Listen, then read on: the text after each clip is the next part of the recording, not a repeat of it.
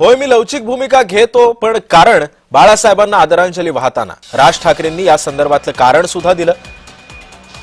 दरम्यान लवचिक भूमिकेबाबत राज ठाकरेंनी स्पष्टीकरण काय दिलंय पाहूया। आज निष्ठा सहज विकल्या जातात, तत्व सहज फेकून दिली जातात आणि राजकारण हे पूर्ण व्यवहारी झालं आहे।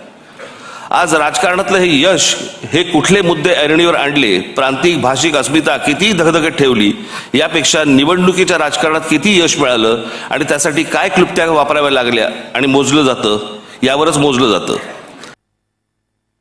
राजकारणात कधीतरी बाळासाहेबांना पण लवचिक भूमिका घ्यावी लागली, म्हणून त्यांचं मराठी माणसावरचं प्रेम तसूभरही कमी झालं नाही, उलट ते अधिक दृढ होत गेलं।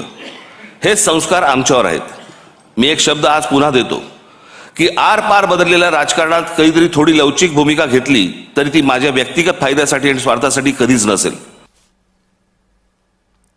त्यामुळे बाळासाहेब आणि मराठी या दोन शब्दांवरती माझी आणि माझ्या महाराष्ट्र सैनिकांची श्रद्धा, प्रेम तसूभरही कमी होणार नाही।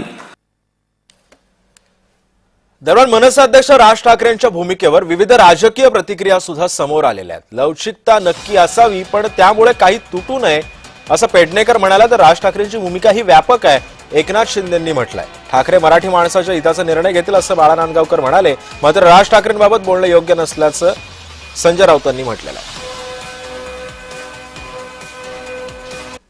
राजसाहेबांवरच्या कुठल्याही निर्णयावर मी बोलणार नाही। राजकारणात लवचिकता नक्की असावी, पण त्या लवचिकतेमध्ये काही तुटणार नाही ना, ह्याची काळजी असावी। राज ठाकरेजींचं ट्विट मी बघितलं, अगदी छोटं ट्विट आहे आणि त्यांनी म्हटलेलं आहे की मी वैयक्तिक स्वार्थासाठी कुठलाही निर्णय घेतला नाही, घेणार नाही, आणि त्यांनी नेहमी त्यांच्या वैयक्तिक फायदा काय होईल हे कधी पाहिलं नाही। त्यांनी व्यापक भूमिका अगोदर पण जेव्हा प्रधानमंत्री नरेंद्र मोदीजी लोकसभेच्या वेळेस घेतली होती, विकासाच्या मुद्द्यावर विधानसभेला पण घेतली होती। त्यामुळे ते डेव्हलपमेंटला महत्व देतात आणि पक्षाचे जे कार्यकर्ते आहेत त्यांच्या भावनांची कदर करतात। मराठी माणसाच्या बाबतीत त्यांनी कधीच कॉम्प्रोमाइज केली नाही। त्यांची स्पष्ट भूमिका होती, महाराष्ट्रामध्ये मी मराठी आहे आणि देशामध्ये मी हिंदू आहे।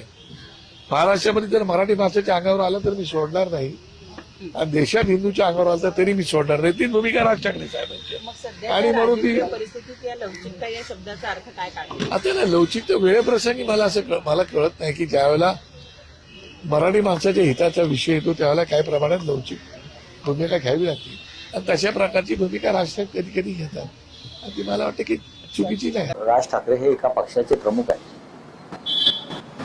ते त्यांच्या पक्षाची भूमिका मांडायला सक्षम आहे, आणि त्यांनी ती मांडली असेल, त्याच्यावरती मी बोलणं योग्य नाही। दरम्यान या सगळ्यावरती मंत्री गुलाबराव पाटील नेमकं काय म्हणाले पाहूयात। बघा, आता ज्याची भूमिका लवचिक आहे, टणक आहे, मनाक आहे, मला काही माहित नाही। भूमिका प्रत्येकाला वेगळी घेता येते।